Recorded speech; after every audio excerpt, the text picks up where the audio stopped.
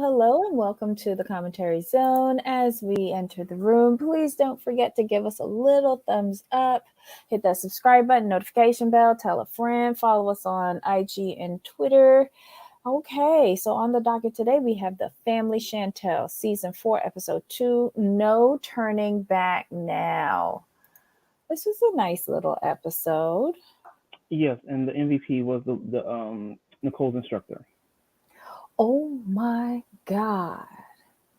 When he said, I am good and you are not. Yep, he took me out with that one. He said that she wasn't going to make the top Got 15 15. and she made 14, right? So I No, guess. he said based on what I see in front of me, you won't even make a top 15. Oof. Don't walk like a horse. Right. He's like, no, don't do that. I really rolled my eyes when that scene first started because I did not know what a gift he was going to bring. Mm-hmm. It was the only thing that made her tolerable. Mm-hmm. Oh, and then when he said, you ain't even pretty. My God. I was like, woof, he rough.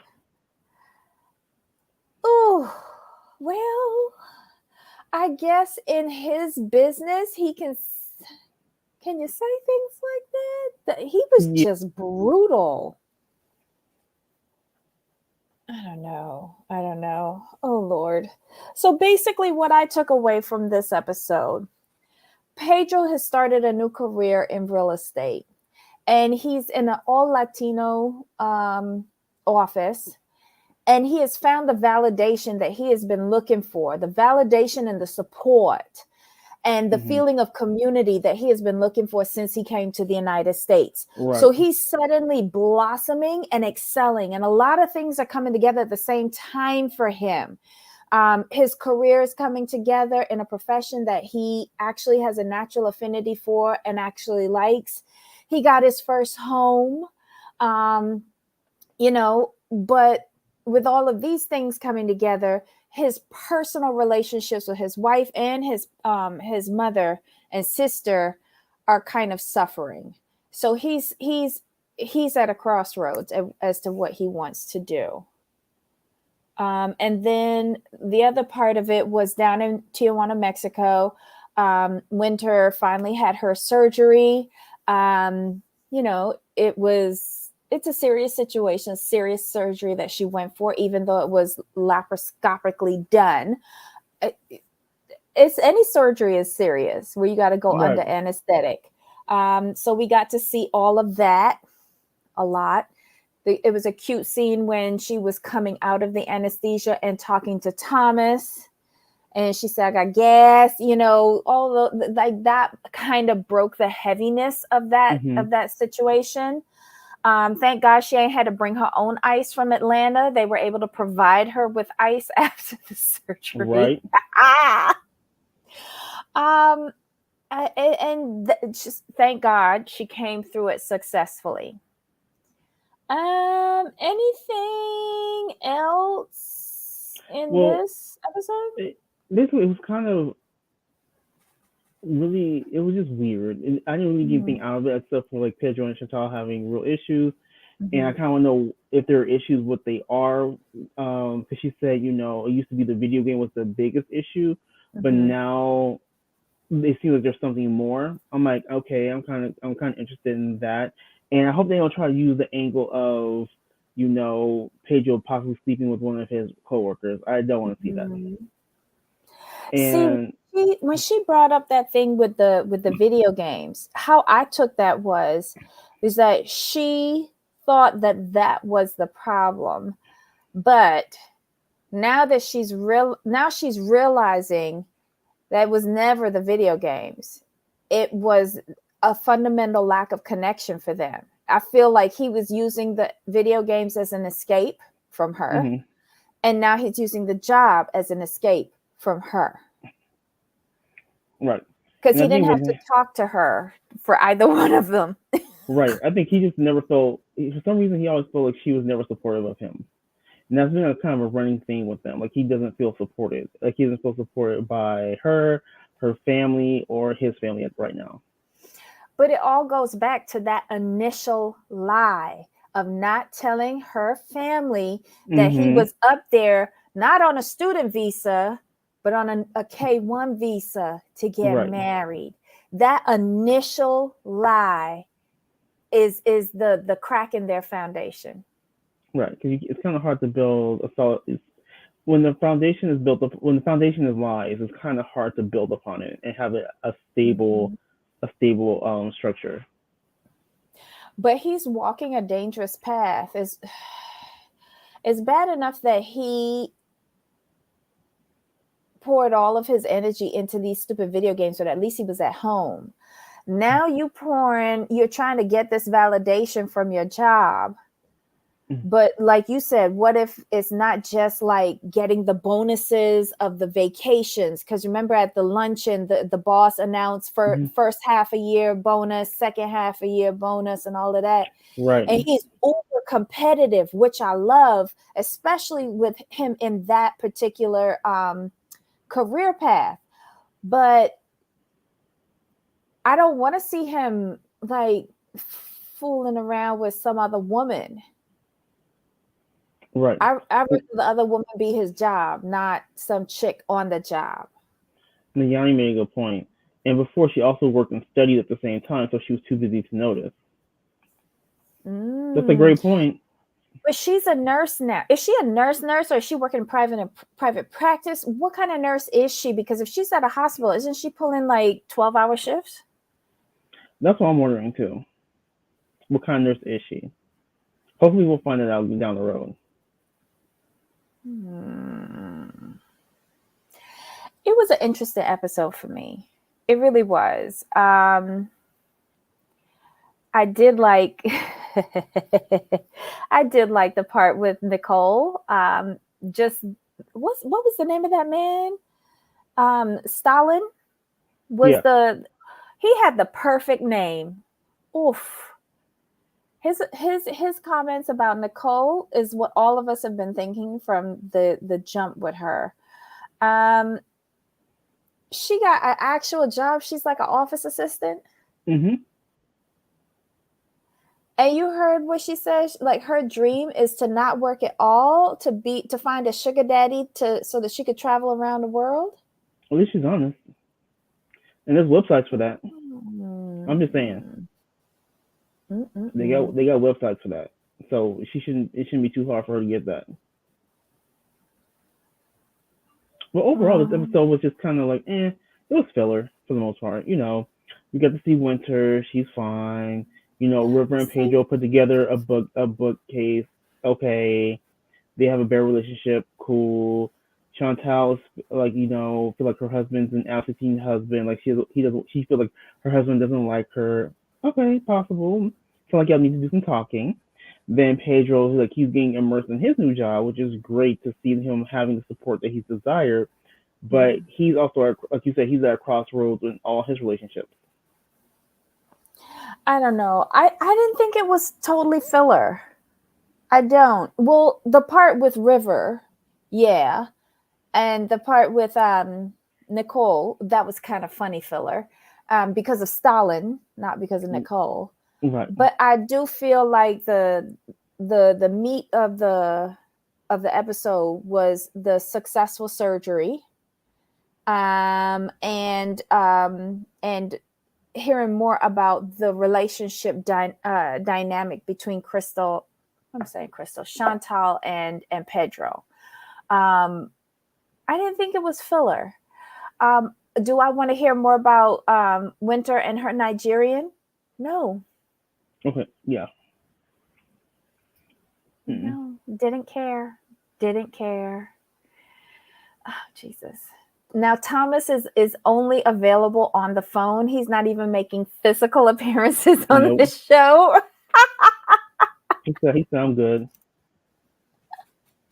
Oh my God. But yeah, that was the episode, y'all. Yeah, it wasn't too much. Chantel's always been like the perfect show, though. Wait, hold on. Yanni says, Sorry, Debbie, it's about to happen, and I mean a real woman. Really? You think he's gonna have an affair? Do y'all think that they're still married? Because that's like the tittle tattle on the internet now, that they're actually divorced. And yes, I heard about those two stupid people. Oh my God, Sergio and Diana. She picked the wrong man. Then he's a non-brand cell phone store manager. Nicole. Oh, that's Nicole. Oh yeah, he did work in a cell phone place. Oh yeah. Okay. No, he's a manager. Okay. Well, I'm the manager too of this little corner of YouTube. Right. No. I need to see a name brand phone on the thing too. Like that's what Yanni said. He's a non-brand cell phone. Like we just see no brand. That's true. You want to hear about Winter being happy because she deserves it? She seems happy. Right. I wonder how. I want to see how her surgery affects her relationship with the Nigerian. Yep, that's it, Yanni. We doing rapid recap now. Yeah. There wasn't nothing much to this episode. Other than getting backstory on how Pedro did his career transition, and then the surgery, and then Chantel feeling like there's a disconnect between them, and he feeling like there's a disconnect between them. But this is 15 minutes. Yeah, 15 minutes. I mean, Yanni, like when you watch the episode, if you get a chance to watch the episode, watch it, and then you'll see why this is so short. Because this episode, it really wasn't that much. This felt like a moving episode. Yeah, like hello, there was a part with him putting together a bookcase with River, bookcase. and then going through the car wash. Okay, see, like no, seriously, we talked about this offline, like how TLC is really stretching for content. Yanni, like seriously, he had like a whole 5-minute segment about him loving Betsy and how Betsy is his favorite woman right now, and they actually showed him slowly driving up to the car wash. Okay, let me check the window. Oh my God, my mirror. Oh my God, it's coming down. Yeah. Is it going to take off something? Like, it was just ridiculous. And then he had a call with his mom, and that was it. It was nothing. And I saw no soap on that car either. Just saying. You didn't? There was no soap. Can you get a car wash with no soap? Maybe it was suds free. Is that a thing? I don't know. I don't wash my car. That makes no sense to me, but okay. And then they actually showed him driving out of the car wash and sitting in the parking lot. I think he was talking to somebody. I can't remember. But yeah, that's the content.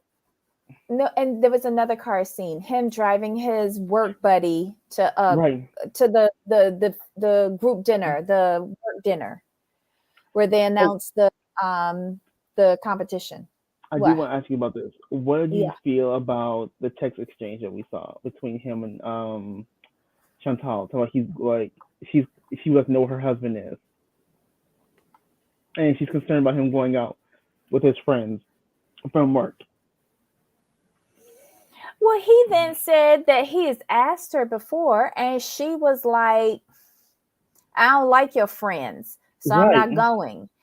I would like to see them both in the same room. I don't want to see it disjointed because I think that something is lost in translation. Maybe she couldn't go because of her work schedule. You know, I don't want to see text. I don't want to hear cell phone voice messages. I want the two of them sitting down on the couch and talking to each other about it so that I can hear the lost in translation for myself. Exactly. You know, I think they need to learn how to communicate. They need to get, what's his name? Is it Dr. Ken? Yeah, from Atlanta. Can he work on different networks now, or is he under exclusive Bravo? He might be exclusive to Bravo, but since they got rid of Dr. Sherry, maybe they can bring Dr. Sherry over to TLC. Because remember, she was there before Dr. Ken. Right. So I don't know. Maybe we can just put him on rotation. They need something. because what they got going on ain't working. Do y'all think that they are divorced?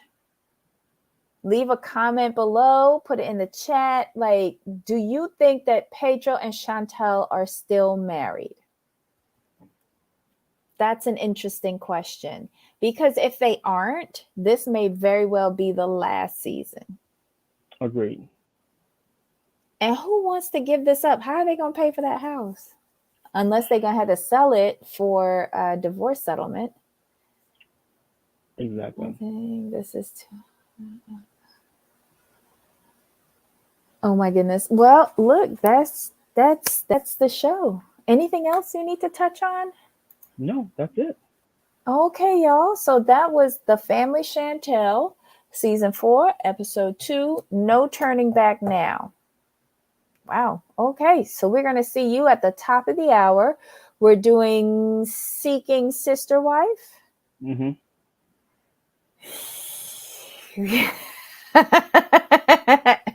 That was a whole mess. We might have a little bit more to talk about on that show.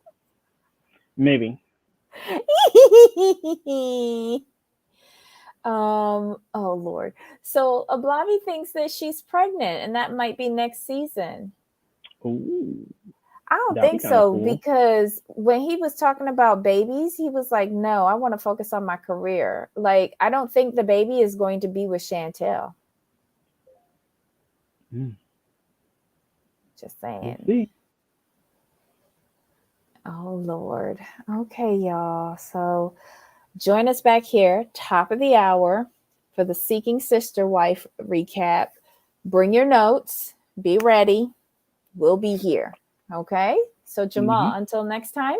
Of course. All right, y'all. Bye.